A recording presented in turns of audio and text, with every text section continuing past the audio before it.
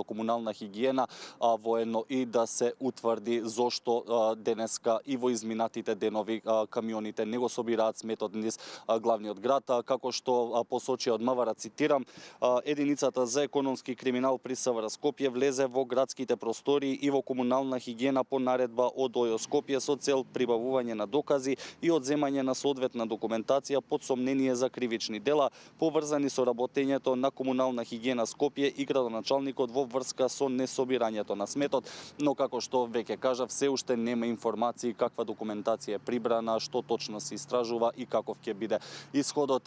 Веднаш по заклучокот на владата да се истражи низината работа, со реакција се огласи и градоначалничката Арсовска, која што обвини за политички прогон. Таа воено ги повтори обвинувањата од Попладнево, каде што посочи дека 4 години власт во Советот во град Скопје имаат ВМРО, ДПМН и ВЛЕН и дека не ги гласале одлуките за набавка на нови камиони за предпријатието кои би требале да собираат смет, но исто така и за нови вработувања на лица кои што би требале да ја одржуваат чистотата во градот.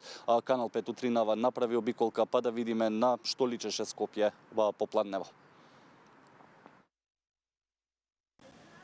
Речи си секој контейнер мини депонија. Состојбата со отпадот во главниот град го вклучи алармот кај скопјани. Стравуваат од ширење на зарази од сметот кој е натрупан на речи си секој чекор во Скопје. Дел од граѓаните велат дека ваква состојба никогаш не е забележана на скопските улици и сведочат дека со денови нема кој да го собере сметот. Бараат типно нешто да се преземе пред да стане опасно по нивното здравје. Вината за тоа како изгледа главниот град ја гледаат и кај градските власти и кај градоначалниците на останатите општини. Па негде као петокот, четвртокот, не знам точно, меѓутоа од тогаш не е собрано. Треба некој да се фати за работа, така? Вака растурено ѓубре има само во последниве денови сега. Немаше во теков на овие 4 години немаше вака како што имаше низ градов. Воопшто не се собира. Не знам што мислат и ја ги сликам од преска. Лудница. Се угушивме, смрди, жива болест. Чекаме колера. Нема врска општината собира. А ова овдека по партизанска исто хорор. Колку време не е собрано тука ѓубрето? Па скоро има околу 10 дена, може и повише, во општината.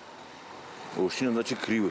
По денешната слика во метрополата, ЗЕЛ свика итен состанок кој ќе се одржи утре во 14 часот, откако тоа првично го побара градоначалникот на Центар Горан Герасимовски, кој посочи дека 5 дена комуналното предпријатие не го собира натрупаниот отпад во општината. Председателот на ЗЕЛС и кандидат за градоначалник на Скопје Орце Ѓоргиевски вели дека проблемот е присутен во секоја општина и најавува можни кривични пријави за директорот на комунална хигиена, а според него заднината на состојбата е политичка.